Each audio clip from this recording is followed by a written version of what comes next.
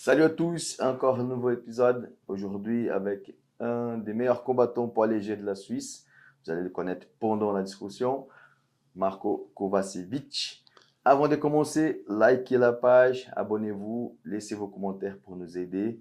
Et puis voilà, j'espère que vous allez bien profiter. Donc pour moi aussi, ça va être cool. Je connais depuis longtemps, mais c'est l'opportunité de connaître plus aujourd'hui. Donc merci beaucoup Marco d'avoir accepté l'invitation. Ben, merci à vous de m'avoir invité.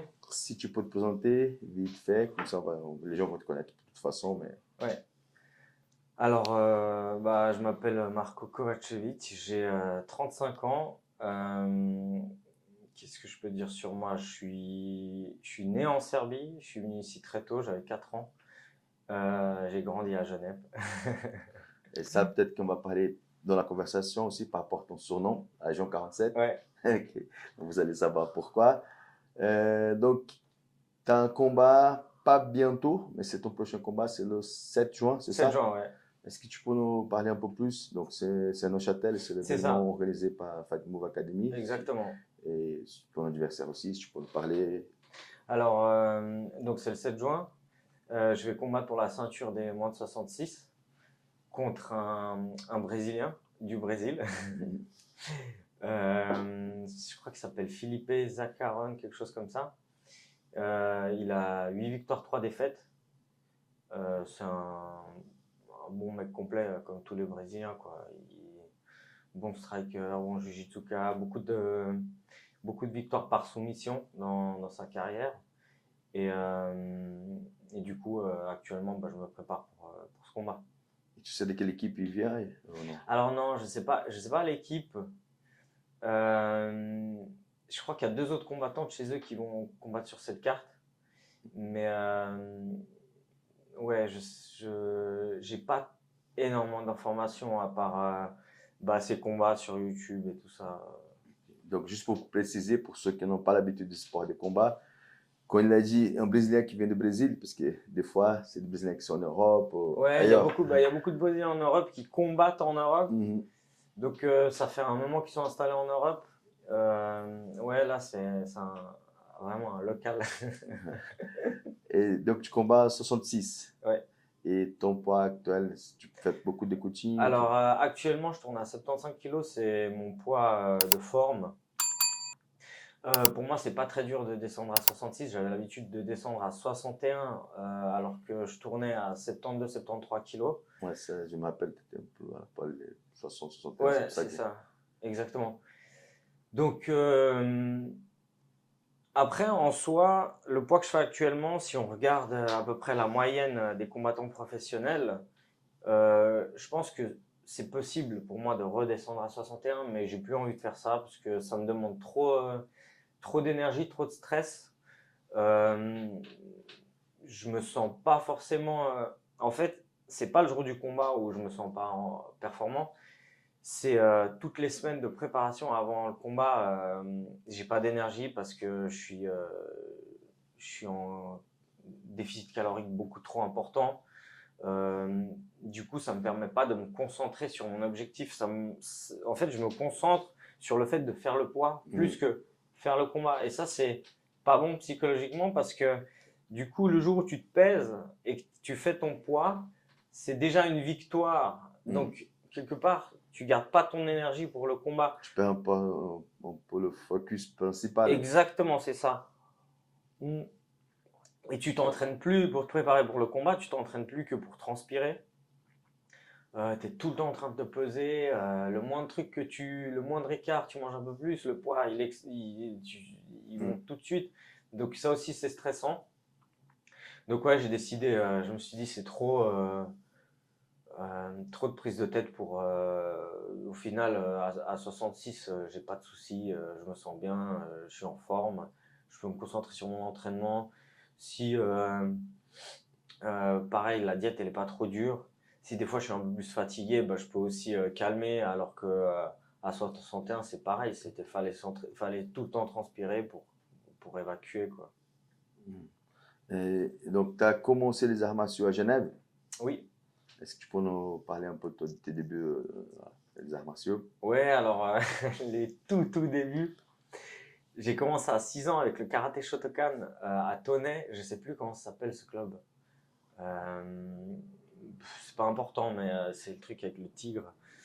J'ai fait ça pendant 3 ans parce que j'étais toujours intrigué par les arts martiaux. Et ensuite, j'ai arrêté pour plusieurs raisons. Mais une des raisons, c'était parce que c'était pas très. Le karaté en soi, c'est pas quelque chose de très dynamique. Et je pense que j'ai toujours aimé ce côté dynamique. Mais comme à 6 ans, bah, je connaissais que le karaté, bah, j'ai demandé à mes parents de faire ça parce que moi, mes parents, ils sont pas trop dans le monde du sport. Enfin, ils y connaissent rien. C'est pas comme si quelqu'un dans mon entourage, il avait pu me guider vers un sport qui me correspond un peu mieux. C'était un peu par hasard. Ouais, Tu as alors commencé au c'était voilà, karaté. c'était un peu par hasard, mais par le fait que déjà à ce moment-là, j'étais très intrigué par le combat en fait. Et comme je connaissais que le mot karaté, bah j'ai dit je veux faire du karaté. Puis finalement, ça me correspondait pas parce que c'était trop, ouais, ça bougeait pas assez. Tu vois, si tu compares à la boxe où la boxe c'était tout le temps un peu en mouvement, tu tapes, machin, tu vois. Et ensuite, Du coup, après, ben, plus rien jusqu'à mes 15 ans. Enfin, plus rien, j'ai fait du foot, un peu comme tout le mm, monde. Euh, donc, le foot, j'ai fait de mes 10 ans à mes 15 ans, quelque chose comme ça. Et puis ensuite, euh, moi, c'est ma sœur, une de mes sœurs, qui faisait du full contact à l'époque. Bah, d'ailleurs, elle faisait, je pense, au Yamabushi, parce que le coach à l'époque, c'était Karl Emery. Euh, Et je voyais ses protections et tout quand elle les ramenait, tout ça. Puis elle a arrêté après, puis c'est passé. Mais ensuite, mon beau-frère, je sais plus comment, mais il m'en a reparlé. Il m'a dit, ouais, tu devrais essayer le full contact, machin. Et j'avais de la chance parce que bah, à cette époque, j'habitais à Chênebourg et à Tonnet, au centre sportif de Soumelin. Tous les mercredis soirs, il y a un cours de full contact. Et je suis allé essayer avec un ami. C'était à mes 15 ans. Et c'est impressionnant comment j'ai fait le premier entraînement. Je me suis dit, ah ouais, c'est ça que je veux faire. Il n'y a pas eu de. euh, Comment dire, c'est pas monté c'était le premier cours. crescendo. Premier cours, je me suis dit, ouais, moi je veux être champion du monde, tu vois, je veux faire ça. Ça, c'est intéressant parce que des fois, les gens découvrent un sport comme ça, Mm, ils vont essayer, comme tu as fait, mm.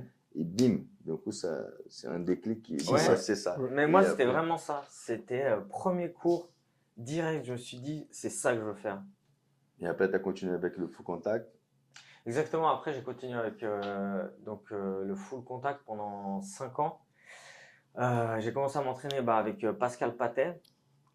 Et puis un jour il m'a proposé, il me dit, parce qu'il a vu que bah, j'étais à fond dedans, quoi. Il m'a dit, ouais, est-ce que ça t'intéresserait de faire de la compète? Moi, forcément, oui. Du coup, il m'a fait passer à l'époque, donc à cette époque, euh, au Yamabushi, il y avait une équipe de compétiteurs. Et eux, ils avaient certains entraînements dans la semaine entre eux. Notamment le lundi. Le lundi, on allait dans une salle, je crois que c'était vers Petit-Lancy, ça s'appelait les Ormeaux. Mhm. Et là-bas, pendant 1 heure, le lundi, c'était sparring. Pendant 1 heure et demie, c'était que du sparring. Et j'ai intégré ce cours. À côté, en parallèle, j'ai continué à m'entraîner avec Pascal. Et du coup, le lundi et le mercredi, je m'entraînais bah, aux Ormeaux. Le lundi, c'était les sparring. Et le mercredi, on avait un cours de boxe anglaise avec un coach à l'époque, Mourad. Ah ouais, je connais bien, moi. Ouais, ben lui, c'était notre coach d'anglaise. On s'entraînait avec lui le mercredi. Et très peu de temps avant mon premier combat de full contact, c'était en mai 2008. Très peu de temps avant ça, j'ai commencé en février. En février, j'ai commencé le sambo. Donc, à partir de février, je m'entraînais pratiquement tous les jours. Soit c'était full contact, lundi full contact, mardi sambo, mercredi boxe anglaise, jeudi sambo et vendredi full contact. Et là, tu avais quel âge?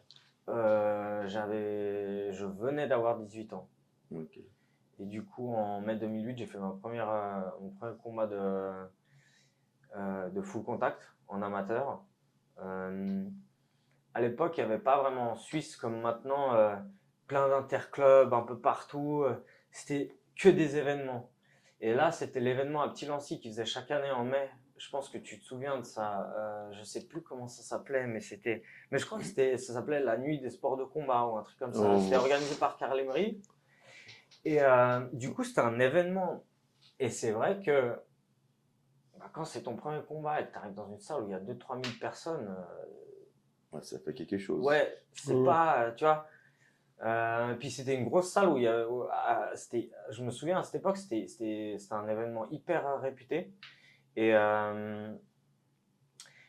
du coup, il y avait beaucoup de monde. Et c'est vrai que tu vois, quand tu commences premier combat, comme à l'époque on faisait le shooto, tu te souviens en 2011 dans des petites salles, bah c'est plus facile d'entrer dans le truc. Là, tu arrives dans une salle bondée de monde, t'as jamais fait ça de ta vie, ouais, c'est un peu.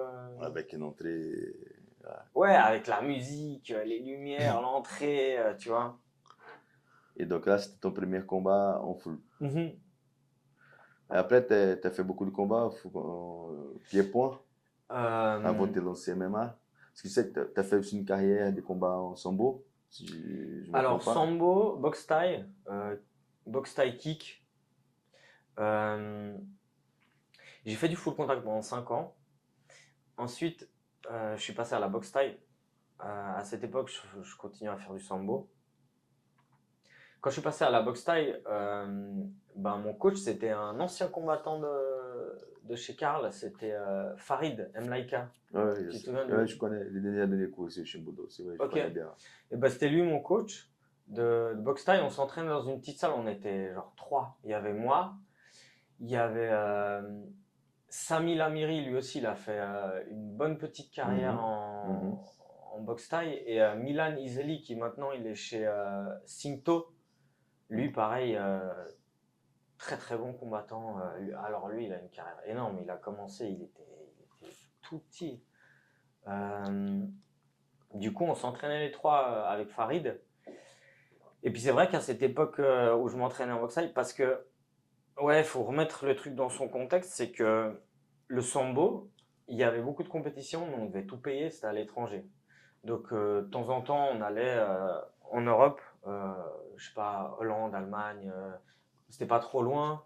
J'ai fait Milan aussi, j'avais fait les championnats d'Europe à Milan en 2009.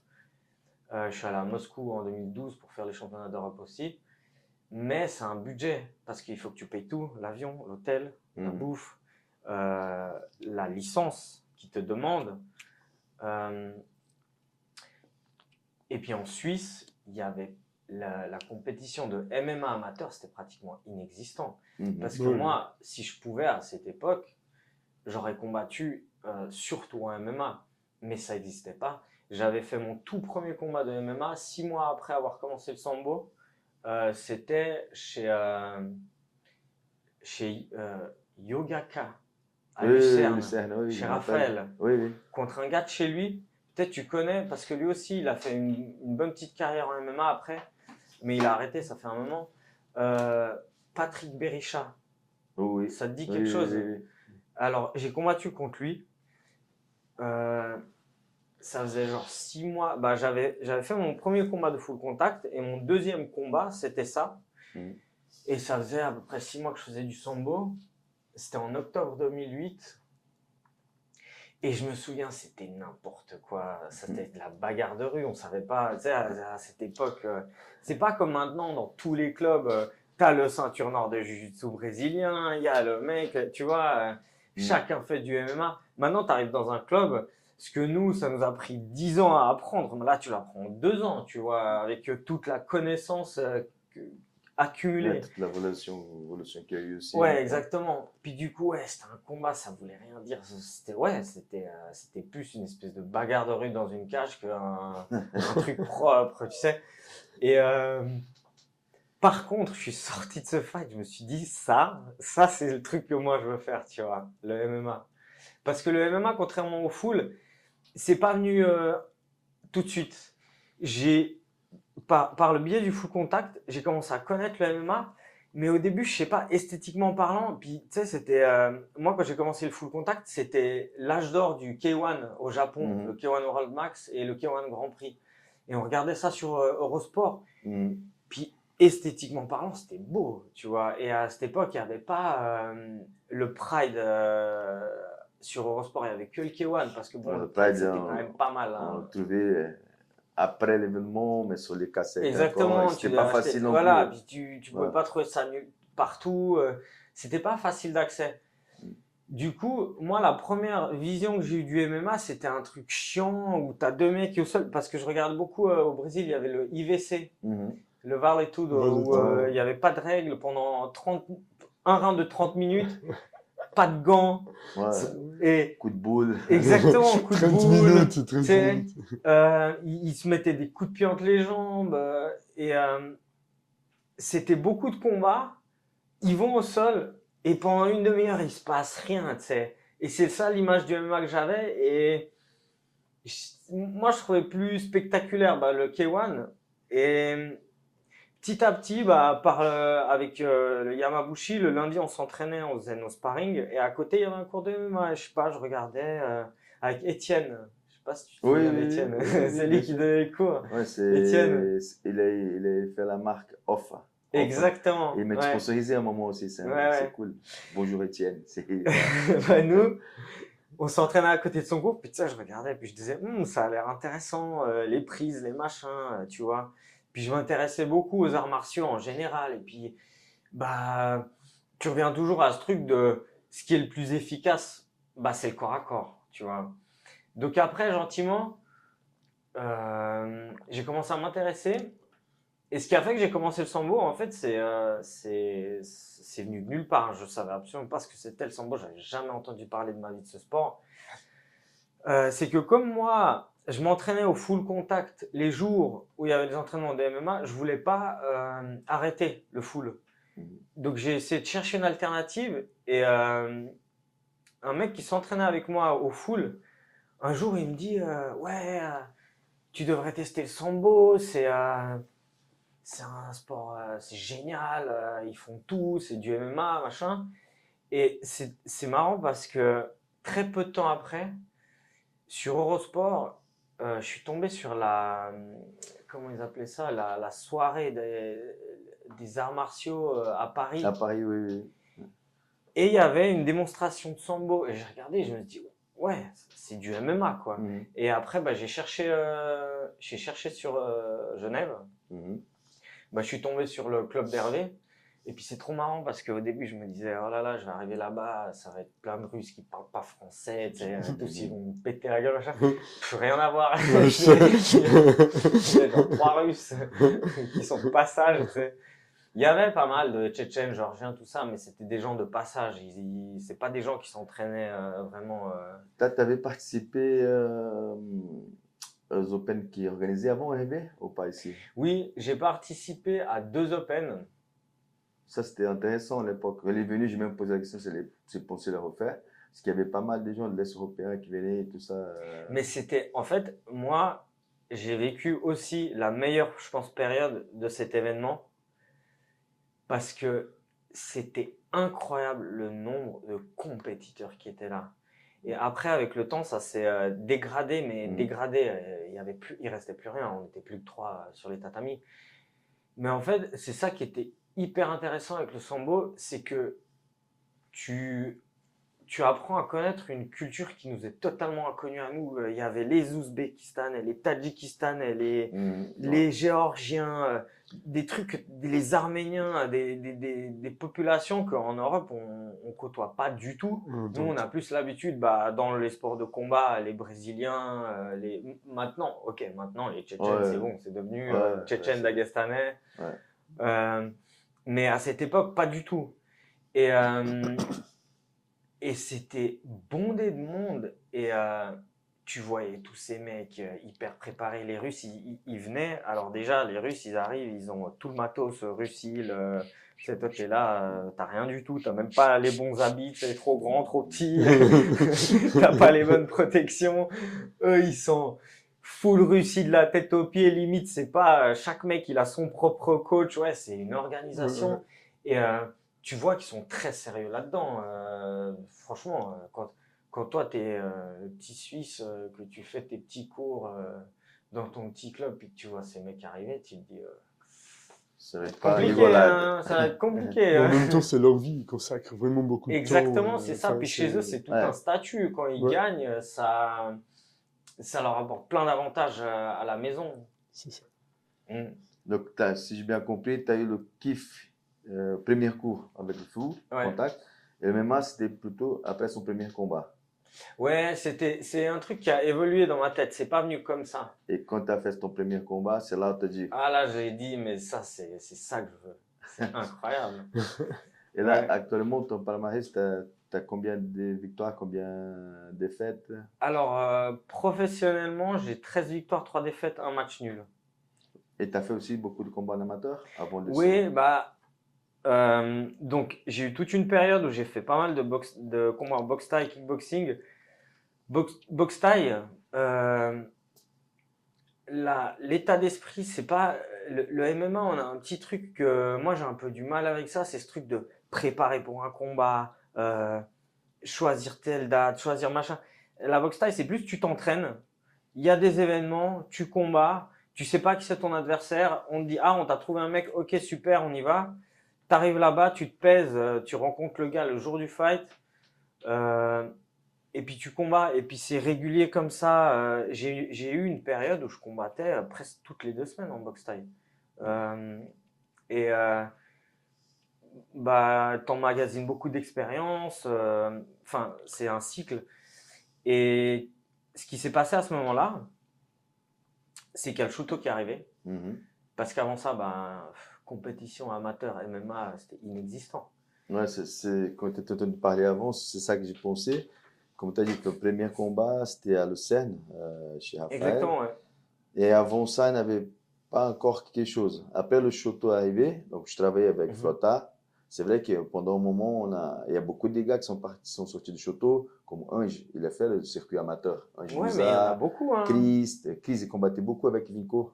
Il y avait Ouais, une Chris, belle bah oui, bagarre ils ont entre fait les genre deux. 3 fois, je Ouais, crois. ils ont Ouais, combattu je me même, souviens. ils ont combattu même Je me souviens. Choto Europe, en Ouais, Allemagne. oui, Ils ont oui. fait beaucoup de Ouais. bagarres. Il y a un bon circuit. Et c'est là, je pense que c'est la première fois en Suisse qu'il y a un circuit avec des trucs pour les amateurs. Ouais, et puis c'est le premier révélateur de talent, si je puis dire, parce que derrière, plein de mecs qui ont fait le shooto, ils ont fait des carrières professionnelles. Et à ce moment-là, l'ampleur qu'avait le MMA en Suisse, bah, il y a pas mal de gars qui ont quand même fait des gros événements.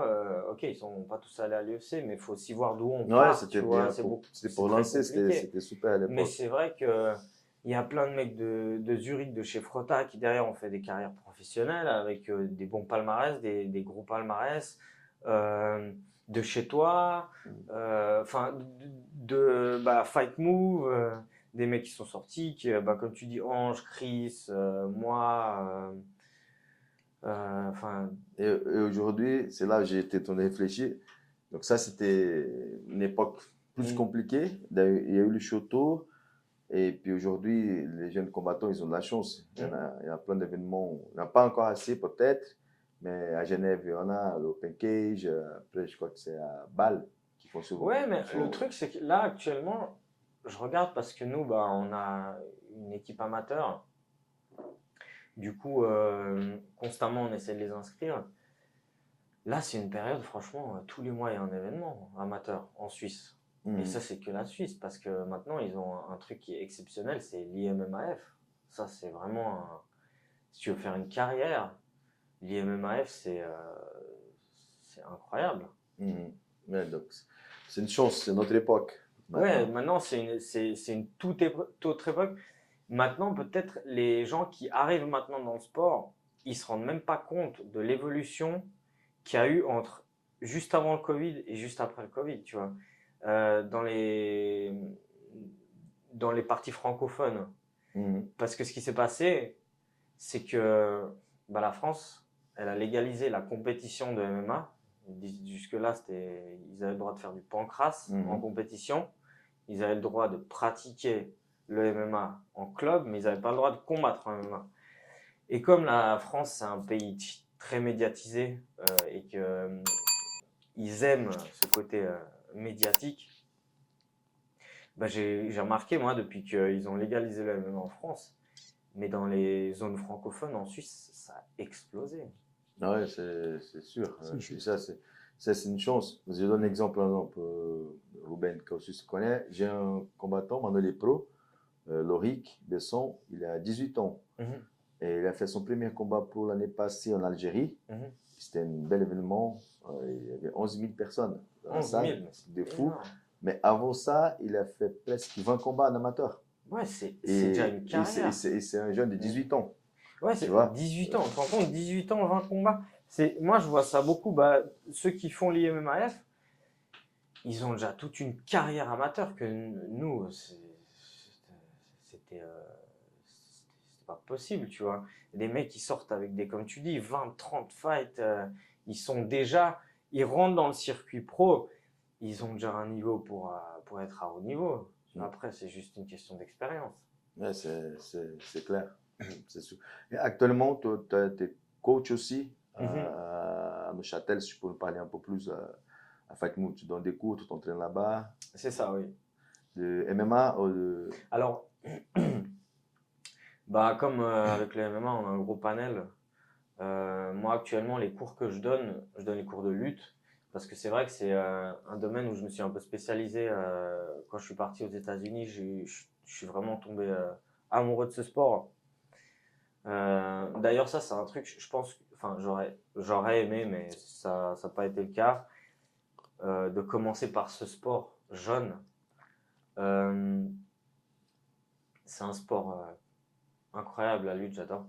Et du coup, actuellement, je donne des cours de lutte parce que c'est un peu mon domaine à moi de spécialité. À côté de ça, qu'est-ce que je fais encore? Boxe style. Et puis, oui, je fais préparation physique pour les compétiteurs amateurs 2 fois par semaine. Je leur donne la préparation physique. Et après, je fais aussi un peu des cours pour les gens qui sont là récréativement, des trucs de cross-training, box and burn, enfin des trucs comme ça. Et tu peux nous parler de ton expérience aux États-Unis? Tu étais parti pour s'entraîner dans quelle équipe là-bas? Combien de temps? Alors, ça va prendre du temps. C'est pas grave, on est là pour ça. Donc moi, avec le MMA, c'était un petit peu mon rêve de partir aux États-Unis. C'était un genre de consécration de faire ça. Et à 23 ans, donc je m'entraînais, je bossais, je mettais de l'argent de côté. Et puis je me suis fait un visa touristique, c'est les visas où tu peux rester 6 mois. Et à 23 ans, je suis parti aux États-Unis. J'ai fait un truc, c'était pas un truc d'aventurier, c'était un truc de flemmard. C'est que j'ai pris mon billet d'avion pour aller à... Parce qu'en fait, oui, tu vois que c'est Patrick Decaro. Oui, bien sûr. Et bah lui, il me disait, ouais, lui, il est allé à l'American Top Team. Et il est revenu, et il allait genre 3 mois. Mais son niveau, il a explosé. Il est revenu ici, j'étais choqué. Et il me dit, ouais, je suis allé à l'American Top Team, on a fait ci, on a fait ça, machin. Et en fait, moi, je connaissais que ça, American Top Team. Tu vois, je me suis même pas renseigné de quoi que ce soit. Et ouais, aujourd'hui, je dis beaucoup ça. Je dis aux jeunes qui veulent faire ce sport, informez-vous, parce qu'en fait, ça va vous faire gagner du temps. Parce que quand on ne s'informe pas, on essaye plein de trucs qui nous font perdre du temps et de l'énergie. Et du coup, je ne me suis pas informé du tout. J'ai juste entendu American Top Team, ok. J'ai pas regardé, est-ce qu'on peut aller s'entraîner là-bas, est-ce que c'est possible de venir d'un club de l'étranger. J'ai pris mon billet d'avion Miami, j'ai regardé où se trouve le club il se trouvait à Coconut Creek, je crois, un truc comme ça. Ouais. J'ai essayé de prendre l'hôtel le plus proche en essayant de prendre un truc pas trop cher. Je me suis retrouvé à Deerfield Beach. Et j'ai pris genre 2 nuits d'hôtel ou 3, je sais plus. Mhm. J'ai pris l'avion, je suis arrivé à Miami. À Miami, j'ai pris un taxi jusqu'à l'hôtel. Je suis rentré dans la chambre d'hôtel, je me suis posé comme ça. Je me suis dit, mais qu'est-ce que tu fais, espèce d'abruti? J'avais rien de planifié, j'étais tout seul aux États-Unis, dans ma chambre d'hôtel. En plus, tellement je me suis pas informé, un truc débile, mais c'était marrant, c'est que j'avais pas d'adaptateur pour la prise. Donc, j'avais plus de batterie dans mon téléphone, j'avais plus de batterie sur mon ordinateur portable, donc même pas moyen de contacter ma famille ici en Suisse pour leur dire oui, je suis bien arrivé et tout. J'étais, oh putain. Et du coup, je suis allé à American Top Team. Donc après, ce qui s'est passé, c'est que American Top Team, à cette époque, déjà, ils prenaient pas de gens de l'étranger. Il fallait qu'ils t'invitent, en fait. Il fallait que toi, tu connaisses quelqu'un. Exactement. Tu ne peux pas débarquer comme ça. Ça, c'est le premier truc. Le deuxième, c'est que à cette époque, donc en 2014, ils n'avaient pas de fighter house, d'endroits pour accueillir les combattants. Donc il fallait que tu te loges toi-même de ton côté et que tu te débrouilles pour aller t'entraîner et compagnie. Donc Ça n'a pas marché. non, ce qui s'est passé, c'est que en fait, quand tu te retrouves seul face à toi-même, il faut vite chercher des solutions. Donc qu'est-ce que j'ai fait moi? Je suis allé dans une agence immobilière. Et là, j'ai eu une chance de dingue, je suis tombé sur un mec hyper sympa. Il me fait visiter plein d'apparts. Je vois que ça sera pas possible parce que j'ai pas de salaire là-bas. Du coup, eux, ce qu'ils veulent, c'est une avance de loyer, de paiement de loyer d'1 an. Parce qu'ils veulent pas prendre de risque. Donc, tu dois payer 1 an de loyer. Parce que moi, je leur disais, à la base, je voulais rester les 6 mois à l'American Top Team. Du coup, eux, ils me disent, OK, tu veux rester 6 mois. Sur 6 mois, il faut que tu nous garantisses 1 an, tu vois. Et garantir, ça veut dire après, eux, tu payes que 6 mois, mais il faut que tu fasses un acompte d'1 an, tu vois. Ça, c'est le premier truc qui allait pas. Le deuxième, c'est que c'était des appartements, donc ça veut dire il n'y a aucune fourniture. Ça veut dire que soit je dois acheter. Aux États-Unis, ce qu'ils font, c'est qu'ils ont plein d'entreprises où ils font louer la fourniture. Mais je regardais les prix, c'était beaucoup trop cher. Et là, le mec, il se prend la tête, machin. Et à un moment, il me trouve une solution. On va chez une dame, et cette dame, en fait, elle a un fils, et son fils, il a une maison, elle vit à un endroit, et lui, il a sa maison. Et donc, c'est sa maison, donc il y a tout. Donc, ce qui se passe, c'est que il me propose, le gars, il me dit, OK, voilà, je t'ai trouvé eux. Tu payes tous les mois, je sais plus, c'était genre $650 par mois au black, au mec. Lui, il va vivre chez sa mère pendant que toi, tu es là. Et tu as l'appart à toi. Je me suis dit, c'est magnifique. En plus, c'était pas très loin de la salle. Enfin, pas très loin. Les distances américaines. Mais par rapport à tout ça, c'est déjà une chance de Oui. trouver ça. Ouais. Exactement, ouais. Là, je me suis dit, magnifique, quoi. Et du coup, j'ai commencé à pouvoir aller m'entraîner. J'allais à vélo à l'entraînement. C'était la salle, elle était à 7 km de l'appart. Faut savoir, là-bas, dans cette zone, personne fait de vélo. Donc, c'est hyper dangereux parce que les gens, ils n'ont pas l'habitude. C'est des grandes routes. Ils roulent très vite. Beaucoup de gros 4x4. Ils voient jamais de mecs à vélo. Pourquoi j'allais à vélo? Parce que déjà, j'avais pas de carte de crédit à cette époque. Donc, je pouvais pas louer de voiture. Et puis, même si je pouvais, c'est hyper cher de louer une voiture. Parce que c'est là où ils sont marrants, les Américains, c'est que sur le site, tu vas regarder, tu vas prendre un mois à $250, ouais, mais une fois que tu arrives sur place, ah non, mais il y a la taxe de ci, il y a la taxe de ça, puis tu te retrouves à 1000 balles au lieu de 250, tu vois. Mais de toute façon, j'aurais pas pu louer. Donc j'allais à vélo, donc déjà juste ça me faisait un entraînement. Je suis arrivé là-bas, je me suis inscrit comme n'importe qui, parce qu'en fait, je savais pas que eux, ils avaient les cours collectifs pour tout le monde, et après, tu avais les cours spécifiques pour les combattants, les professionnels de MMA. Donc, je vais m'inscrire comme tout le monde. Juste de te couper, à cette époque, tu avais déjà fait des combats pro, tu étais où? Oui, là, j'étais à 3-1, 4-1. Tu avais déjà 4-5 combats pro. Ouais, exactement. Okay. Et du coup, j'arrive là-bas et je commence à m'entraîner. Puis, je vois tous les pros. En plus, tu sais, c'est l'American Top Team en 2014. Genre, sur 50 mecs qui s'entraînent, t'en as 35, c'est des stars. Tu les vois tous les jours à l'UFC, des mecs comme Il y avait qui? Il y avait Thiago Alves, euh, l'autre, la Gamebred, je sais plus son nom. Genre Masvidal. Ouais, Georges Masvidal. Il y avait Hector Lombard. Enfin, il y avait plein de combattants que tu vois, que moi je voyais tout le temps à la télé, tu vois.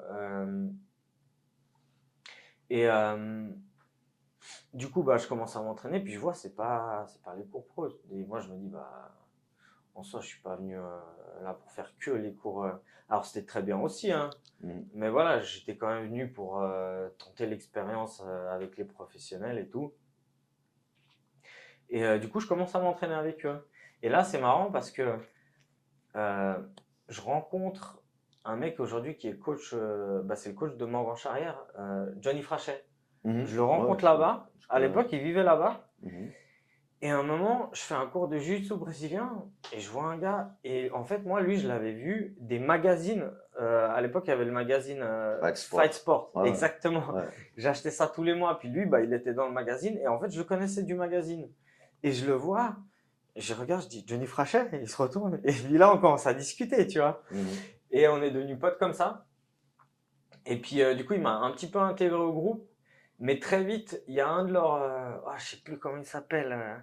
Tu connais un peu les mecs d'American Top Team? Oui, pas. Tu sais, le gars balèze, gros un peu. Un des head coach. L'ancien, ouais. C'est Conan.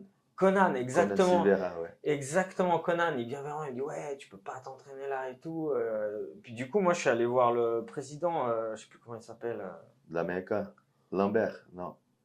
Dan Lambert, je crois. Non, c'est aussi un Brésilien. C'est pas. Liborio. Liborio. Ouais, Ouais, Liborio. je suis allé le voir. Puis je lui dis, écoute, moi je viens de Suisse, je suis venu là exprès pour ça et tout. Je lui dis, ouais, c'est Patrick Decaro qui m'a parlé de toi. Et le gars, il dit, ouais, ok, il n'y a pas de souci. Du coup, il me laisse. Du coup, l'autre, il m'avait un peu en. Tu sais, je voyais qu'il n'était pas content. Mais du coup, bah, j'ai fait mes preuves. Et après, ça s'est très bien passé. Du coup, bah, je pouvais m'entraîner. Par contre, c'est là aussi où. Et tu as connu Parupinha, elle était déjà là-bas. Parupinha, c'est Marcos D'Amata. C'est un des principaux, c'est presque le principal head coach d'aujourd'hui. C'est le Marcus coach. Dam, je crois que je vois. C'est un petit. Son Oui, nom, c'est Parupinha. tout tatoué. Oui, exactement, ouais, oui. déjà Mais connu lui, celui-ci. c'était le coach de grappling. Il nous Ouais. faisait le cours de grappling tous les vendredis. Ouais, c'est ça. Et maintenant, aujourd'hui, c'est presque le principal. De Ouais. l'American Top Ouais, Team. Ok, ouais. Ok. Et du coup, bah, dans un environnement comme ça où t'es personne, bah, le fait de tenir la route et d'être bon, tu deviens un peu, entre guillemets, c'est pas que tu deviens victime de ton succès, mais c'est que après, ils veulent tous t'utiliser comme sparring partner pour leurs mecs qui sont en train de se préparer pour des fights. Donc, je me retrouvais à des semaines à faire des sparring, mais des bagarres. Mais déjà là-bas, on faisait sparring mardi matin, jeudi matin, samedi matin. Il n'y a pas de. Alors, maintenant, je trouve aux États-Unis, ça s'est un peu calmé. En tout cas, la dernière fois que je suis allé, ça allait mieux, peut-être parce qu'il y avait trop d'accidents. Mais en 2014, c'était tous les sparring, c'était la guerre. C'est comme des combats. Avec des petits gants, tout. Alors, on faisait 3 rounds gros, 3 rounds petits gants. Et ouais, et puis tu sais, moi, après, je suis parti, je voulais rester 6 mois, je suis resté 3 mois à l'American Top Team parce que pour moi, c'était pas une team en fait, c'est vraiment un espèce d'usine, de plateforme où tu as plein de mecs de plein de clubs qui viennent et ils viennent surtout pour les sparring et tu sens pas cet esprit d'équipe. C'est plus justement, il y a une animosité, limite le gars, s'il te pète un genou, il est content parce qu'il te met hors service, tu vois. Ouais, je pense que ça n'a pas beaucoup changé. Parce qu'il y a eu déjà des histoires. C'était qui? Il y a des combattants qui ont fait déjà. Qui sont tenus à la main avec Top Team, Ouais. mais chacun avec son coach. Oui, mais c'est ça. Des horaires séparés, et après ils sont confrontés à l'FC et tout ça. Ouais, ah ouais. Mais c'est clairement ça. Moi, je suis arrivé là-bas, tu as des mecs de, je sais pas, de plein de salles différentes qui viennent avec leur coach. Puis pendant que tu fais le sparring avec eux, il y a le coach, il est en train de les coacher et toi, tu es là tout seul. Et ces mecs-là, tu vas les voir peut-être que en sparring. Et le reste du temps, tu les vois jamais dans cette salle, tu vois.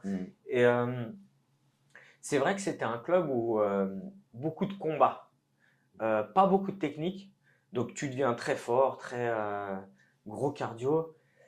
Mais techniquement, j'ai pas appris grand-chose parce que bah, c'était soit on faisait du sparring. En fait, tout ce qu'on faisait, c'était du sparring. Le lundi, on faisait genre 2 heures de lutte, on faisait que de lutter et que du combat. Le vendredi, le grappling, c'était 2 heures de grappling, que du combat. Et c'est marrant parce que j'avais tourné là-bas avec comment il s'appelle déjà c'est le head coach c'est le coach de Nathaniel Wood. Il était à l'UFC, il avait combattu contre Uriah Faber. C'est un Anglais. Brad Pickett. Ah oui, ok. Je me suis entraîné avec lui là-bas.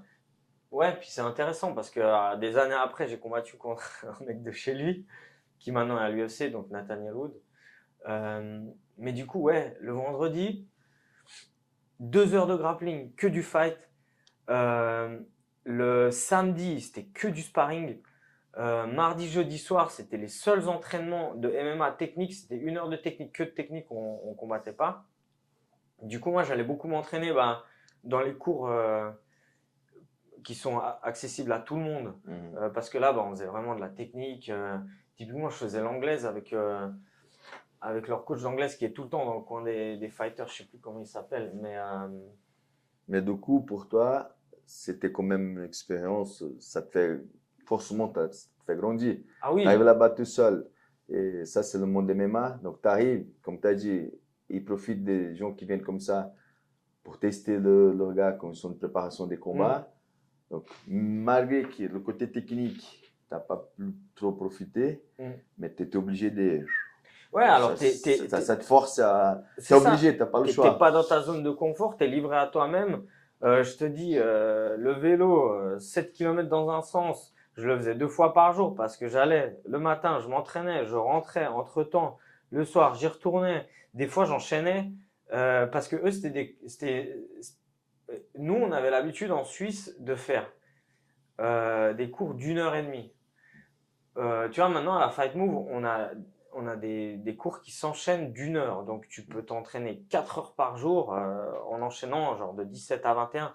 Bah, eux, c'était déjà ce système d'1 heure. Donc, des fois, ouais, j'enchaînais 3-4 cours de suite. Parce que bon, aussi, ce qu'il faut savoir, c'est que quand tu as 23-24 ans et que tu es passionné de ça et que tu es plein d'énergie, tu peux te permettre de t'entraîner 5-6 heures par jour. Aujourd'hui, je peux plus faire ça. J'ai j'ai trop donné, trop. Il y a l'âge, mais il y a aussi le fait que tu grilles tes cartouches avec le temps. Tu vois, c'est comme une jauge de vie dans les jeux de combat. Mais ouais, t'es livré à toi-même et puis il faut te faire une place. Surtout que moi, je suis arrivé 23 piges, le petit blond, tête de gueule de bébé, pas de palmarès. Inconnu, très discret, tu arrives là-bas, tu sais, c'est des mecs. C'est un monde, en fait, les gens ne se rendent pas forcément compte que à ce haut niveau, dans les gros clubs, c'est un monde, ils sont impitoyables les uns entre les autres, les uns avec les autres, ils sont impitoyables. C'est dur. Il n'y a pas de place pour la vulnérabilité, tu vois. Et du coup, moi, en fait, la base, ce que j'ai pas aimé, c'est ce truc, il n'y a pas d'esprit d'équipe. Je me sentais relativement seul. À cette époque, je m'entraînais chez Igor, juste au brésilien. Et je lui ai écrit, je lui dis, ouais, voilà, je suis à l'American Top Team, je trouve pas ça ouf et tout. Et il me dit, ouais, tu sais quoi, il y a un club à Sacramento, c'est la Team Alpha Male. Toi, tu devrais aller là-bas, c'est les mecs de ton poids. Et puis je me dis, tu sais quoi, je vais regarder. Puis du coup, je contacte ce club. Donc là, j'étais à Miami, tu vois, Sacramento, Californie du Nord. Je contacte ce club. Et le gars, il me dit, oui, tu peux venir. Par contre, nous, on n'a pas de place avant le 21 avril, je crois qu'il m'avait dit. Et là, c'était, je sais plus, mais c'était genre janvier, février, je venais d'arriver. Donc je lui dis, il n'y a pas de souci. Et là-bas, ils avaient tout. Ils ont où te loger, ils ont une voiture de fonction à te prêter. Donc, tu es bien, tu te mets bien. Donc, quand j'ai fini mon expérience à l'American Top Team, alors, petite parenthèse, pardon. L'entraînement à l'American Top Team, j'ai pas aimé. Par contre, vivre dans à cet endroit-là, ce qu'ils appellent eux là-bas South Florida, la Floride du Sud. Et je dis ça parce que nous ici on dit Miami, Miami, mais en fait Miami c'est que la ville. Et toute cette zone-là que nous on croit que c'est Miami, bah en fait c'est déjà plus Miami. Mais vivre là c'est incroyable. J'ai tellement aimé. Ouais, ça c'est vraiment le contraste avec Sacramento où Sacramento pour vivre c'est pas ouf. Mais par contre, à Sacramento, l'entraînement, il était incroyable. En plus, moi, je suis arrivé en pleine période où TJ Dillashaw, il s'entraînait pour son premier combat pour la ceinture contre Barao. Donc, il n'était pas champion, il était contender. Il devait fighter contre Barao. Et c'était Duane Ludwig qui nous coachait. Donc, c'était le head coach. Et il s'occupait bien de Dillashaw. Du coup, après, je pense que c'est pour ça qu'ils ont créé un lien. Et ils sont partis ensemble après. Exactement, ouais. Enfin, Duane, il est parti et Dillashaw, il l'a suivi. Toujours dans la même période, c'est quand il est parti, il l'a suivi. Derrière, c'est Martin Kampmann, ancien combattant de l'UFC, qui l'a remplacé en tant que coach. Et après, avec le temps, la team Alpha Male, ils se sont agrandis, ils ont changé de coach. Donc à cette époque, il y avait Uriah Faber qui était head coach, qui combattait encore. En 2014, il y avait. Et t'as passé combien de temps chez eux pour t'entraîner? 3 mois aussi, un peu moins, 2 mois et demi. J'ai fait 3 mois et demi American Top Team, 2 mois et demi là-bas. Il y avait l'autre là, Benavides, le moins de 57, je sais plus son prénom. Et il y avait Chad Mendes. C'était un peu, c'est eux en fait, c'est les piliers du club.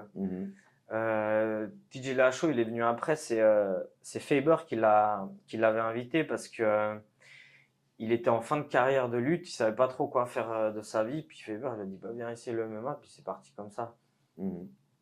Et du coup je m'entraîne là-bas. Il y a aussi une grosse star actuelle, il a eu sa grosse période, Cody Garbrandt. Il venait d'arriver lui aussi, il était à 3-0, il n'était pas encore à l'UFC. Il était tout nouveau, 3-0. Aujourd'hui, je ne sais pas, mais à cette époque-là, c'est sûr que pour les poids légers, c'était le meilleur club mais aux États-Unis s'entraîner, c'est sûr. C'est sûr et certain. À cette époque, il n'y avait pas 50 000 clubs non plus. Et du coup, là-bas, l'entraînement, il était très bien, très structuré. Esprit d'équipe, toujours les mêmes temps. Alors oui, il y a toujours des gens qui viennent pour des camps d'entraînement. Mais voilà, ils ont leur noyau. Duane Ludwig, super coach, vraiment très pédagogue, aussi très structuré. C'est quelqu'un qui, j'ai bien aimé sa façon de préparer les cours. En fait, lui, ce qu'il fait, c'est que il va utiliser une base. Si je prends par exemple le kickboxing, il va utiliser une base avec des enchaînements qui, à chaque fois, ils vont revenir. Et autour de ça, il va construire des trucs. Donc ça veut dire c'est un peu tu vois les sports de combat, le combat c'est un peu comme une chorégraphie. Si tu vas tout le temps répéter le même enchaînement, au bout d'un moment à force tu vas savoir. Et lui c'est ce qu'il faisait, c'est qu'il avait quelques enchaînements qui constamment revenaient dans les entraînements. Et moi j'ai bien aimé cette méthode. Du coup là-bas ouais je me suis ça m'a beaucoup plu. Et c'est là que tu as fait beaucoup évoluer ton côté lutte aussi. Exactement, c'est là où je me suis passionné pour la lutte et je me suis dit mais qu'est-ce que j'aurais aimé commencer plus tôt. Parce que encore une fois, malheureusement en Suisse à cette époque, maintenant ça s'est vachement développé avec le MMA, avec les Dagestanais, c'est devenu très populaire. Mais c'est vrai qu'à l'époque la lutte en Suisse c'était inexistant. Et du coup, là-bas, j'ai vraiment appris la lutte. En parallèle, j'ai eu la chance parce que le gars chez qui je dormais, lui, il connaissait bien le coach de l'équipe de lutte du collège de Sacramento. Et du coup, j'ai eu la chance de m'entraîner avec eux. Mais tu te rends compte, en fait, tu sais pourquoi ces mecs-là, ils sont aussi athlétiques, aussi forts psychologiquement, aussi performants. Là, c'était en été. Ils faisaient ce qu'on appelle ils étaient hors saison. Ils revenaient de leurs vacances. Donc c'était une remise en forme. C'était même pas le programme qu'ils ont. C'était une remise en forme. On s'entraînait le mardi et le jeudi. C'était un entraînement de 2h30, mais c'était l'enfer. C'était l'enfer. 2h30, tu passes en enfer. Alors que moi, à ce moment-là, en termes d'athléticité, j'étais à fond, quoi. Je m'entraînais bien et tout. Mais ouais, c'est vraiment, comme ils disent, le sport du grind, quoi. T'es dans le dur tout le temps.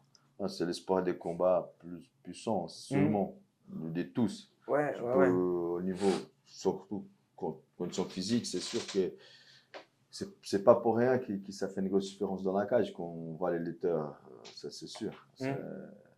C'est incroyable. Donc je profite, donc vu qu'on a parlé beaucoup des États-Unis, l'UFC, donc justement, tu as combattu avec deux gars qui sont l'anglais, il est encore à l'UFC aussi? L'anglais, il est à l'UFC. Ils ont combattu ensemble. Ouais, il a battu Morgan. Et tu as fait égalité avec Charrière, Morgan. Et comment ça s'est passé avec l'anglais, ton combat? Et si on pense comme ça, vu que tu étais à ce niveau-là, tu as fait des bons combats avec ces gars, on pourrait imaginer que tu avais ta place aussi à l'UFC.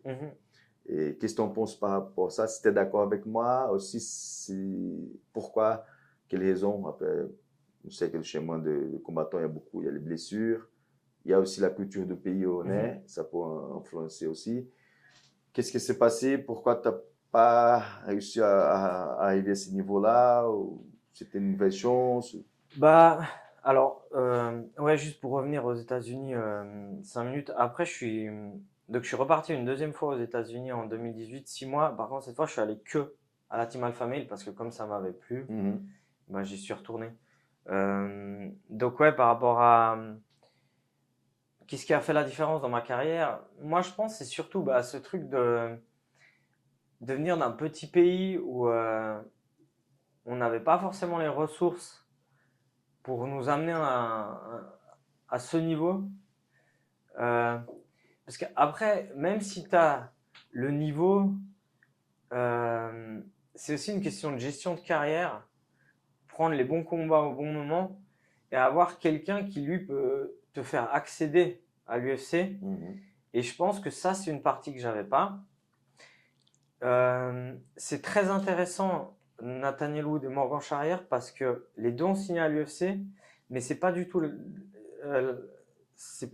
la même manière. C'est-à-dire que Nathaniel Wood, c'est vraiment un mec qui, lui, on a construit sa carrière. Il a eu le soutien qu'en Suisse, tu n'as pas forcément, de ce que je parle. C'est que son père l'a initié au MMA. Son père faisait, je crois, de la boxe. D'ailleurs, c'est son père qui lui tient tout le temps les pattes d'ours. Ensuite, il a commencé à combattre. Il n'était pas tout de suite chez la Great Britain Top Team. Mais très tôt, il est passé chez eux. Avec Brad Pickett. Brad Pickett, combattant de l'UFC, très populaire, donc je pense très proche avec Dana, donc très proche avec le Cage Warriors. Ensuite, au Cage Warriors, voilà, lui il s'est entraîné, il avait du potentiel, il faisait des bons résultats. Il arrive au Cage Warriors, grosse plateforme qui est là pour lui construire sa carrière. Ils ont fait de lui la star locale, la star de Londres. Ils lui ont construit sa carrière, il a signé à l'UFC. Tu vois, donc c'est vraiment une gestion, quoi. Voilà, c'est vraiment la gestion d'un athlète professionnel sur lequel tu investis, parce que c'est ça aussi les gens comprennent pas, c'est que mais on peut pas changer la mentalité, on est tous comme ça. Mais quand tu vas prendre un mec qui a du potentiel, qui est bon, qui fait ses preuves, parce qu'il faut aussi faire ses preuves, parce que des gens qui ont du potentiel, j'en ai vu combien tu veux, ils ont très vite arrêté. Qui fait ses preuves, que tu vois qu'il y a moyen de faire quelque chose, c'est bien de le voir comme un investissement, de se dire que ce mec-là aujourd'hui rapporte rien, mais potentiellement, si tu l'aides, il va pouvoir te rapporter gros. Mais les gens voient pas ça comme ça parce que euh, ils voient juste, ils sont spectateurs en fait, ils sont pas acteurs, ils sont juste spectateurs. Et c'est ça qui est marrant, c'est qu'une fois que ce mec-là, il va percer, beaucoup de gens vont devenir acteurs alors qu'ils auraient pu le faire avant, tu vois. Mhm. Euh, et du coup, les gens voient pas forcément un sportif comme un investissement, tu vois, comme dans une boîte ou machin.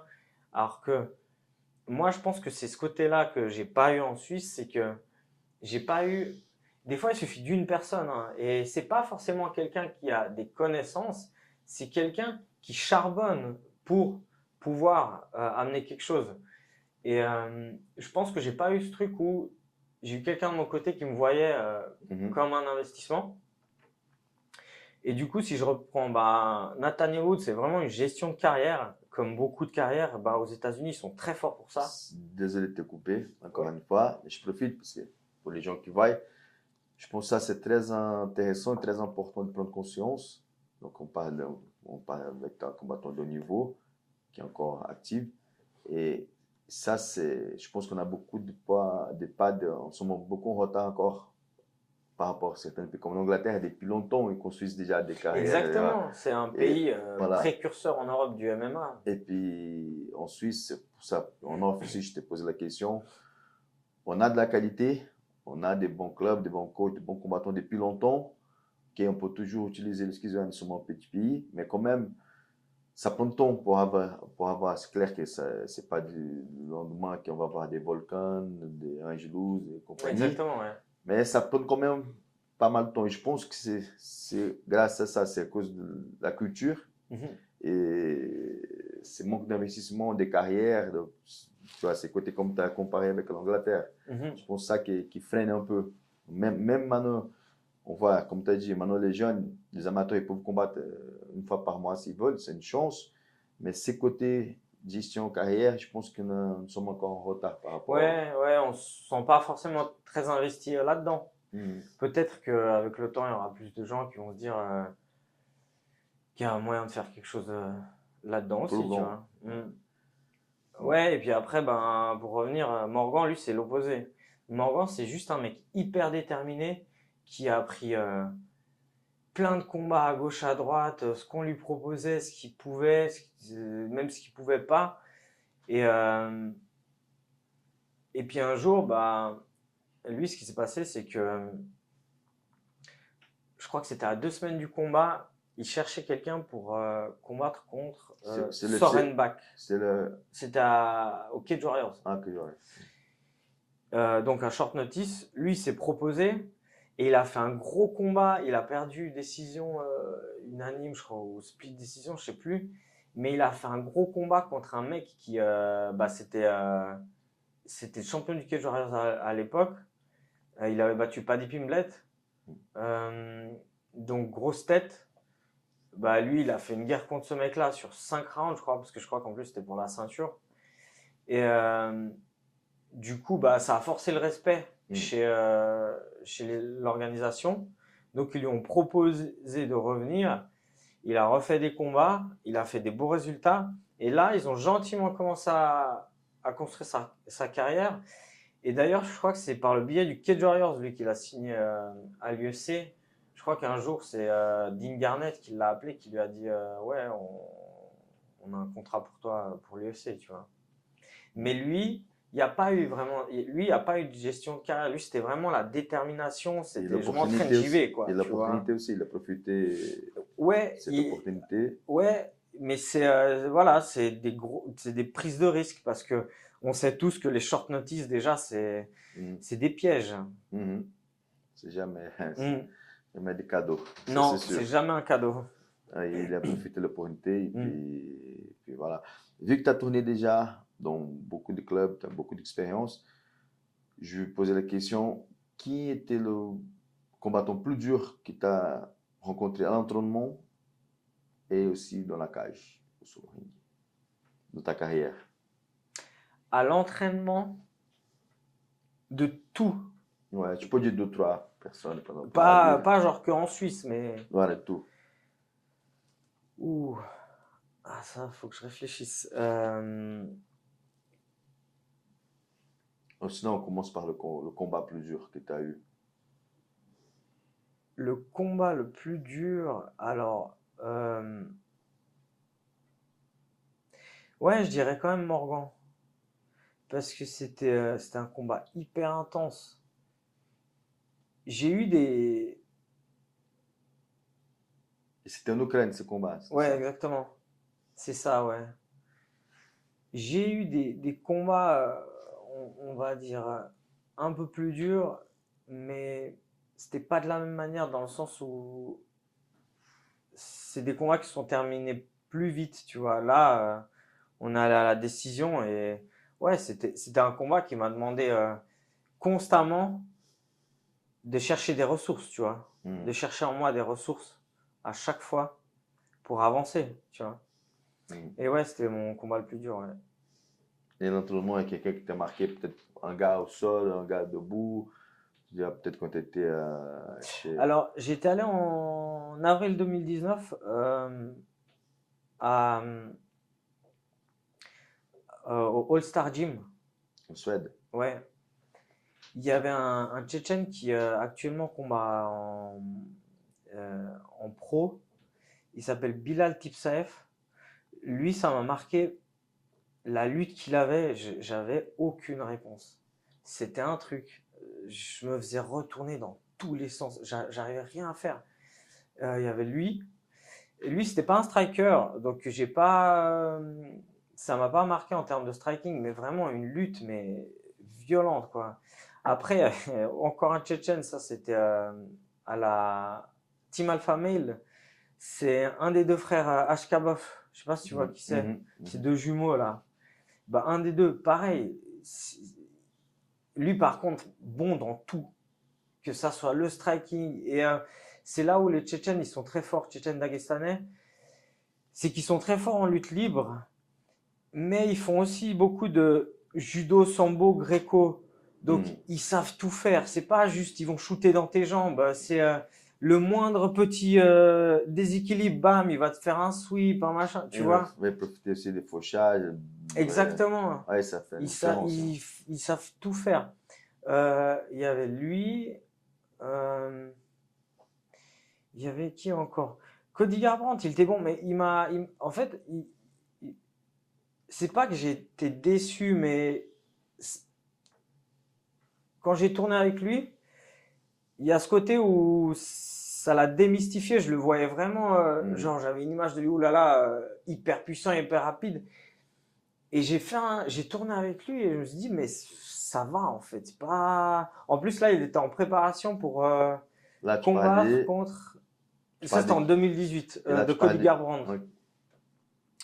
Ouais. En 2018, il se préparait pour combattre contre qui? Ouais, je sais plus, mais il était déjà champion à cette époque. Ouais, il y avait lui qui. Ça, c'est important, je pense. Parce que des fois, surtout quand tu es parti, tu étais jeune. Mhm. Et des fois, ça casse un peu cette image. Mhm. Quand on voit les combattants à la télé, le FC, c'est clair que c'est de très très haut niveau. Mais quand même, quand tu fais un sparring, après le sparring c'est une chose, le combat c'est une autre chose. Mais c'est là où tu peux avoir aussi la possibilité de dire, écoute, c'est faisable. C'est pas non plus des Exactement. En super-héros. fait, c'est exactement ce que je me suis dit la première fois que je suis allé aux États-Unis, c'est que des humains en fait, parce que tu viens de ta petite Suisse, tu les vois tous à l'UFC, machin truc, et c'est là que tu te rends compte que le combat, ce qui va faire de toi un bon combattant, c'est ce que tu sais amener dans le combat. Parce que t'as beau à l'entraînement pas être spécialement au-dessus des autres, ou au contraire, t'es quelqu'un qui est très fort à l'entraînement, mais le combat c'est autre chose. Et je pense que c'est ça qui détermine justement ce truc qu'on se dit que bah, à l'entraînement ils sont prenables, mais peut-être qu'en combat ça se passerait différemment parce qu'ils ont ce truc que pas forcément tout le monde peut avoir, tu vois. Ouais, ça, c'est intéressant. Donc, le jeune que je parlais tout à l'heure, Loïc, il vient de rentrer, il est passé presque 3 mois au Brésil. Je ne sais pas si tu connais, c'est l'équipe Astra Team. Oui, voilà. ouais. Moi, C'est Brigadeiro, non? Brigadeiro, Ouais, oui. ouais. Donc, et le head coach qui est là-bas avec Brigadeiro, c'est un ami à moi, Zulu. Il vient pour le Brave aussi, qui va avoir lieu aussi à Genève avec un combattant. C'est le main event, c'est Hugo Strike qui combat contre Lapillus ici. Ok, ouais. Donc, il est passé 3 mois là-bas et donc après la Fight Nerd, il y a aussi le Shootbox. Je crois que c'est la 3e équipe qui a plus de combattants de l'UFC maintenant chez eux. Tu vois, c'est un jeune de 18 ans. Tu arrives là-bas, tu tournes avec les gars qui sont l'UFC et tout. Voilà, c'est des humains quoi. Ouais. Tu vois, ça c'est bien des fois quand tu pars jeune en plus. Tu arrives là-bas, tu parles pas la langue, comme tu étais aux États-Unis, te débrouiller. Ça te fait grandir beaucoup. Ouais, exactement. Puis ça augmente l'estime de toi parce que tu te rends compte que des gars que toi, tu ne voyais que à la télé et qui étaient des stars, bah, tu peux tenir en sparring avec eux, tu vois. Et t'es déjà parti au Brésil pour t'entraîner? Jamais. T'as juste rencontré les Brésiliens dans la cage. Exactement. Et à l'entraînement un peu aux États-Unis, ici en Suisse, en Suède. Mais ouais, je suis jamais parti au Brésil. Ouais. Et comme on a dit tout à l'heure, il y a pas mal d'événements amateurs pour les Suisses, on va dire comme ça. Mais côté pro, ça commence à avancer un peu plus aussi les choses. Donc là, on aura la chance, le Brave. Je profite pour faire encore la publicité. C'est le 17 mai à Genève. Donc ouais, c'est une chance. Quelque chose, hein. C'est exceptionnel. Les gens, ils se rendent pas forcément compte, mais ça, c'est un gros truc, quoi. Ouais, j'ai dit ça à chaque fois. On a le FC, le PFL, l'One Championship. Après, on a encore des gros événements en Russie, mais qui ne tombent pas beaucoup. Et le Brave, il est là, donc c'est vraiment une chance pour la Suisse. Après, il y a toujours à Neuchâtel, le Lions, l'événement de Nelson que tu vas combattre. Il y a un nouveau événement aussi, on a parlé avant, le 3 mai. Donc, on ne peut pas dire, malheureusement, heureusement, on ne sait pas qu'est-ce que ça va donner. Ça va apporter vraiment beaucoup de choses. Donc, heureusement, on a un bon combattant suisse qui va participer, Hijo. Après, les autres combats, c'est plutôt des influenceurs, donc on ne sait pas vraiment. Peut-être ça va tirer de monde ou pas, je ne sais pas. Côté suisse-allemand aussi, je pense qu'il y a de plus en plus d'événements, donc ça, c'est... Ouais, ils ont le time to shine. Ouais, ça avance. Et à ton époque, quand tu étais plus jeune, donc tu devais plus combattre ailleurs. Tu n'avais pas cette chance qui t'a maintenant dans ta carrière. Non, et puis, encore une fois, si tu veux, aujourd'hui, si tu prends globalement l'Europe, il y a plein de gros événements qui viennent en Europe, comme tu as dit le PFL, le Bellator, l'UFC à Paris, Octagone, qui sont bien implantés, le Brave, dans plein de pays occidentaux où avant, ils ne venaient pas, notamment la France, comme il n'y avait pas de combat MMA. Et c'est vrai que ce qui était encore une consécration il y a genre 5 ans en arrière, aujourd'hui c'est beaucoup plus facile d'accès. Tu vois, tu prends le Ares, pareil, hein. Le Ares, c'est un gros événement. Moi, en 2019, j'avais combattu au Cage Warriors dans un tournoi à 4 pour la ceinture des 61 kilos. Tu vois, moi, de mon époque, de là où j'ai commencé, c'est vraiment une consécration de te dire waouh, ceinture Cage Warriors. Tu remets ça dans son contexte aujourd'hui. Alors, c'est toujours bien, ceinture Cage Warriors, mais aujourd'hui, pour un Suisse, pour rentrer au Cage Warriors, c'est beaucoup plus facile qu'il y a 5 ans en arrière, tu vois. C'est sûr. Et ça, c'est tous les events. Tu vois des gros events où les mecs, ils commencent leur combat pro dans des events où, moi, à mon époque, il fallait que tu aies un 13-3 pour fighter là-dedans, tu vois. Donc ça aussi, c'est une grosse différence aujourd'hui d'opportunité. C'est que c'est plus facile de rentrer dans un circuit de haut niveau qu'il y a 5 ans en arrière. Exactement, c'est beaucoup plus accessible. Ouais. Et pour ta carrière, après ces combats de mois de juin, est-ce que tu as des choses prévues? Comment tu vois ta carrière? Tu ne calcules pas trop, tu fais au feeling ou tu as déjà... Ouais, alors là actuellement, c'est vraiment ça, c'est au feeling parce que J'ai beaucoup de choses qui sont en train de changer dans ma vie, donc je suis en train de mettre gentiment de côté ma carrière de compétiteur pour laisser place à déjà plus du coaching. À côté, je travaille pour enfin avoir une vie plus stable que quand tu as 24-25 ans et que tu peux te permettre de faire ça C'est sûr. à fond. Donc, je dis pas que c'est mon dernier combat ou quoi que ce soit. Je pense juste que je vais plus me tourner vers ce côté. Je vais combattre tant que ça m'amène du plaisir, sans me mettre trop la pression, en me disant que les moments que j'ai pour m'entraîner, je le fais correctement, mais je vais pas non plus me dire oh là là, maintenant il faut que je mette les bouchées doubles, machin. Et je pense, ouais, pourquoi pas faire encore 3-4 combats, mais c'est vrai que je ne me vois pas faire ça encore. Mais c'est marrant parce que cet équilibre entre la pression et le plaisir, tu vas réussir à l'avoir que avec l'âge. À 23 ans, 24 ans, Tu l'as pas. Voilà. Mais c'est ça que, moi, par exemple, un conseil que je donne maintenant aux jeunes combattants, mais c'est compliqué, tu vois.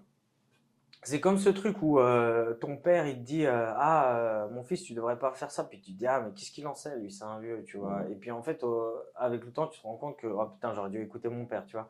Là c'est un peu pareil, c'est que chacun on fait nos expériences et on fait tous les mêmes erreurs et on veut pas écouter les gens qui sont déjà passés par là. Et moi je dis souvent aux jeunes, je dis vraiment essayer de profiter du moment parce que il y a trop ce truc de je veux faire une carrière, donc je me mets la pression et il y a que ce côté-là où je dois avancer parce que j'ai un but, tu vois. Et tu oublies tout le côté, tout le processus de profiter quand tu es en combat, de célébrer les victoires. Parce que moi, ça, c'est un truc aussi que j'ai pas fait, c'est que tu sais, quand tu te dis, OK, moi, ce que je veux, c'est être à l'UFC, à chaque fois que tu gagnes, c'est normal. Tu te dis, ça fait partie du truc. Ce qui est pas normal, c'est perdre. Parce que perdre, ce que les gens se rendent pas compte en MMA, c'est que perdre, si tu prends l'UFC, une défaite en MMA, potentiellement, ça te fait perdre 2 ans avant de pouvoir re-signer à l'UFC. Parce que derrière, tu peux pas re-signer comme ça. Maintenant, c'est un peu plus facile, mais à l'époque, tu faisais. C'est pour ça que c'est aussi ça qui est dommage en MMA. Mais enfin, je vais revenir sur ça après. Du coup, ouais, faut vraiment profiter de ces combats, célébrer ses victoires, parce qu'un jour, tout ça, ça passe. Et on se dit, putain, c'est passé hyper vite. Et finalement, qu'est-ce que j'ai profité de tout ça, en fait? C'était juste, comme tu dis, beaucoup de pression, beaucoup de stress pour tout ça, quoi. Tu vois? Et ouais, je sais plus ce que j'étais en train de dire tout à l'heure. Je voulais revenir sur un truc. C'est par rapport, comme je dis, pour trouver cet équilibre entre la pression et puis le plaisir. Donc, c'est pas facile. Et ça, je dis aussi à mes élèves, à chaque fois, mes combattants, au moment que tu es en train de monter sur le ring, marcher pour aller sur le ring ou dans la cage, il faut que ce soit, malgré toute la pression qu'il y a, il faut que ce soit un moment joyeux. Exactement, il faut que ça soit ton moment à toi parce que c'est un moment de fête, malgré que tu vas rentrer, tu vas prendre des coups, tu vas changer des coups, mais il faut que tu sois content. Déjà, personne ne t'a obligé, c'est ton choix. Il y a une pression, ça, mais il faut que tu aies du plaisir aussi. Sinon, comme tu as dit, les fois, tu as un but. Tu ne vas pas célébrer les victoires, mais la défaite, ça va te coûter cher. Ça va te coûter cher et là, par contre, tu vas déprimer. Mais ouais, une fois que tu rentres dans la cage et qu'on ferme la cage, il n'y a pas de retour en arrière. Donc autant essayer de profiter un max. Et c'est marrant parce que Mike Tyson, il disait un combattant dangereux, c'est un combattant heureux, tu vois. Et c'est vrai, en fait, quand tu profites, quand tu es bien, quand tu es heureux, c'est là où tu es dans ce truc qu'on appelle la zone. Tu sais, tu arrives à... Tous tes sens, ils sont là, tu es bien, tout ce que tu fais, c'est cohérent, tu vois. Alors que quand tu te mets la pression, c'est tout le contraire. Mais es contre-performant. Mais trouver l'équilibre, c'est pas facile. Et c'est que des fois avec l'expérience et l'âge que tu arrives à trouver. Et je trouve que le combat, c'est un des sports le plus dur pour trouver l'équilibre. C'est pour ça que c'est important de faire beaucoup de compétitions parce que c'est pas un match, c'est pas une course, c'est un délire. Je veux dire, toi, tu as combattu, tu as vu déjà ton corps, ta sensation. C'est bizarre. C'est pas comme dans la vie de tous les jours. Toute cette adrénaline, elle t'anesthésie un peu, tu vois. Donc déjà, il y a un truc où il y a une incohérence entre la sensation du corps que toi, tu connais et la sensation de ton corps à ce moment-là. Et il faut essayer de t'adapter, de faire une parallèle. Tu vois, par exemple, je sais pas, tu vas mettre énormément de poids dans une frappe alors qu'à l'entraînement, tu es très léger. Et c'est ce truc de dire non, attends, il faut que je redescende la pression. Machin. Enfin, ouais, il y a vraiment une dissociation entre ce que tu as l'habitude, comment tu as l'habitude de connaître ton corps et comment il est dans un combat. Et il faut apprendre à s'adapter très vite à ça. Et je trouve ça, c'est hyper, c'est le plus dur dans ce sport, tu vois. Ce que tu parlais tout à l'heure, c'était la régression. Enfin, quand tu perds un combat en MMA, enfin, ce que tu Ah disais. oui, voilà, oui, je disais que je trouve c'est très dommage dans ce sport parce qu'on met une pression énorme sur le record. Parce qu'encore une fois, tu vas perdre un combat. Maintenant, c'est un peu plus facile. Mais encore une fois, il y a 5-6 ans en arrière, tu perdais un combat, c'était, encore une fois, c'était 2 ans sur ta carrière où derrière, fallait se refaire pour avoir une chance de signer à l'UFC. Et je trouve ça dommage parce que ça enlève deux trucs. Bah, ça enlève le fait que beaucoup de gens, ils calculent tous les combats qu'ils vont prendre, contre qui, machin, parce qu'ils vont devoir se faire un record. Donc je trouve qu'il y a plus cet état d'esprit de combattant. Le combattant, le mec qui croit que c'est le meilleur, il prendrait n'importe qui, n'importe quand, entre guillemets. On se comprend, c'est pas exactement comme ça, mais ce que je veux dire, c'est que ça t'enlève ce plaisir du combat parce que à chaque fois que tu combats, tu dis oulala, il faut que je gagne parce que sinon ça va me coûter sur ma carrière. Alors que tu as des mecs, ils ont des records mitigés, mais ils sont super forts, tu vois.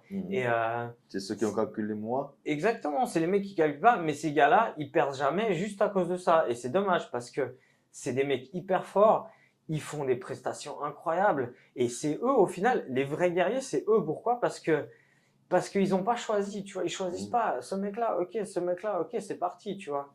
Et je trouve dommage que ce côté-là, il soit pas plus, on le détende pas un peu, tu vois. Ça c'est vrai. On s'accroche au record. Exactement. Le gars, s'il y a 10-0, peut-être que c'est une carrière, tu vois, avec des combats bien choisis. Et l'autre, il a 5-5, mais il a pris que des. Et celui-là qui a 10-0, il va avoir plus d'opportunités pour sa carrière que l'autre qui a 5-5. 5 victoires, 5 défaites. Mais probablement, celui-là, il est plus fort que l'autre même. Exactement, il donne plus de. Mais c'est vrai que ça, c'est le jeu. Malheureusement, heureusement, on ne sait pas, mais voilà, c'est un peu comme ça. Ouais, c'est ça, c'est le jeu. Puis bah, ça fait partie du sport. Quand j'ai organisé le Shoto amateur, c'était plus simple, c'était plus facile. Mais après, j'ai fait quelques éditions aussi en pro. Et j'ai donné aussi un coup de main pour Frotta quand on a organisé le. T'as combattu le ITFC? Oui, j'avais gagné la ceinture à contre 61. contre le ouais, Belge. contre le Brian Boulan. Et ça, c'était toujours. Ça, c'est un casse-tête. Mais oui, c'est un casse-tête, tous les gens. Voilà, pour faire une fight card, les gens ne se rendent pas compte. Seulement les gens qui sont dans. Mais lui, il n'accepte pas, mais lui, il ne veut pas, mais ça peut c'est le combattant, mais on va avec certaines conditions. Ça, c'est. Ouais, bah, moi, tous les mecs qui ont fait des fight cards, ils me disent ça. Ils disent, mais les mecs, ils sont impossibles. Et c'est des demandes, des trucs, ça n'a rien à voir. Et à la dernière minute, tu as tout le temps lui qui se blesse. Lui, il a oublié enfin, il a une excuse pour pas combattre. Mais du coup, ouais, c'est ça que moi, j'ai bien aimé au Shooto dans le circuit amateur. C'est que même, je sais pas si tu te souviens, mais moi, je me souviens bien de ça. C'est que sur des cartes, imaginons qu'il y avait une carte à 20 fights. Sur les 20 fights, franchement, il y avait peut-être un mec qui n'était pas là. Tu sais. Ouais. Et ça aussi, je le vois beaucoup maintenant chez les amateurs. Maintenant, de plus en plus, tu vas sur les événements, bah, il y a plein de mecs qui sont inscrits qui se pointent pas. Bah, nous, ça, à l'époque, on n'avait pas parce que, peut-être parce qu'on n'avait pas trop l'opportunité, je sais pas ou quoi, mais on avait aussi cette espèce de devoir, on se sentait redevable d'honorer le truc. Tu vois, par exemple, moi, j'ai fait le shoot européen aussi en Allemagne. Franchement, j'étais pas du tout, à ce moment-là, j'étais pas du tout en condition pour combattre.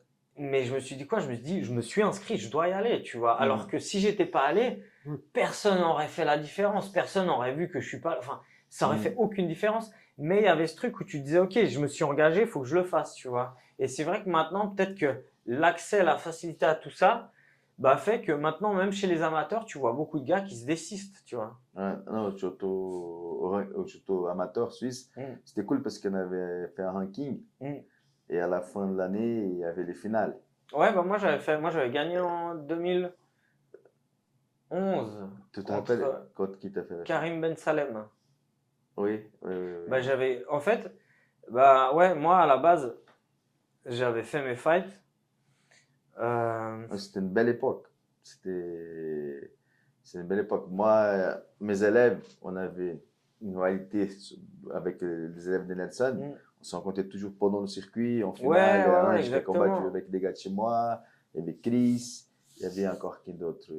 Ça, c'était déjà une génération après toi, je pense. Alors, Un petit ça, c'était la même génération que moi. C'est juste que moi, après, je suis passé pro et eux, ils sont restés encore 1 ou 2 ans au Shooto. Et ouais, moi, quand j'ai commencé, bah, il y avait Chris, il y avait Mehmet, je sais pas si tu veux. Oui, Bah, il y avait Ange, Ouais. il y avait un autre, là, Georges. Georges, bien sûr. Ouais. Donc, il y avait ce petit gros Ardian. Et Ardian qui a ouvert un club. C'est ça qui est aussi intéressant, c'est que plein de gens de cette époque qui ont combattu en amateur, ils se sont développés de différentes façons dans le MMA. Il y a des mecs, c'est des coachs privés. Il y a des mecs, ils ont ouvert des salles. Il y en a, ils ont fait des belles carrières professionnelles. Derrière, ils sont devenus coachs. Donc, il y a plein de gens, il y a plein de bons trucs qui sont sortis de ça. Et ouais, moi, je me souviens, à l'époque, il y avait quoi? Il y avait Frotta, toi et Nelson. Je crois que c'était un peu les 3 gros clubs. Moi, j'étais un peu un outsider. Je venais de Chervé. J'étais le seul mec de Chervé qui combattait, tu vois. Bah d'ailleurs, c'est par ce biais, c'est avec le Shooto que j'ai rencontré Nelson. J'avais combattu, je pense, tu vois qui c'est, Kenji Bortoluzzi. Oui, bien sûr. J'ai combattu contre lui. Vico, il a fait la finale après, je crois. Ils ont combattu aussi une fois. Ouais. Bah c'était à Zurich, dans l'arène, là, tu sais. Ce combat, j'avais gagné deuxième round clé de bras. Et je sors du ring et Nelson il vient vers moi, il me donne sa carte de visite. Tu vas me dire, si tu veux, viens t'entraîner avec nous et tout. Puis en fait, c'est comme ça que j'ai commencé à m'entraîner à Neuchâtel depuis Genève, tu vois. Ok, cool. Ouais, c'était une belle époque. Et, ouais. Et puis, il y avait le ranking et à la fin de l'année, il y avait les finales. C'était très, très sympa. Alors, Ruben, t'es sage aujourd'hui, tu vas pas poser des questions? Non, bah, vous avez tout dit, la discussion elle flue bien, donc du coup, Ça marche. j'ai rien à rajouter. Combien de temps on a fait déjà là? Là, nous sommes à 1,40. 1,40, c'est pas mal. Ouais. Je pense qu'on arrive vers la fin. Ouais, juste. Et donc, merci Marco. Sûrement, donc, notre chaîne en train de se développer. On cherche encore des idées aussi. Probablement, on va t'inviter encore une autre fois parce que même si on a fait presque 2 heures, on va dire comme ça, je sais qu'on a encore beaucoup de choses à discuter. Ouais. Mais après, en Suisse, les gens n'ont pas tout l'habitude non plus de podcasts longs, Ouais. comme au Brésil, comme aux États-Unis. Et puis voilà. Donc, merci à tous. Abonnez-vous, chaîne Chaos Suisse, pour suivre notre podcast Mentalité Martiale. Si tu veux laisser un petit message, tu peux dire où tu es aujourd'hui pour tes cours. Tu peux laisser un message aussi pour les jeunes compétiteurs en Suisse. Et voilà. Qu'est-ce que je peux dire? Bah, venez le 7 juin me voir combattre Lions. Et puis, ouais, pour tous les combattants en Suisse qui se développent, un jour, si vous voulez passer à la Fight Move, vous entraîner avec nous, vous êtes les bienvenus. Parfait. Excellent, c'est très bien. Merci beaucoup. Merci beaucoup. Bah, merci à toi, c'était super cool. Bah, c'était très cool. Hein. Merci beaucoup d'être venu. Merci. Hein. Enfin, c'est cool. Et puis, ouais, moi, je vais vite filer parce que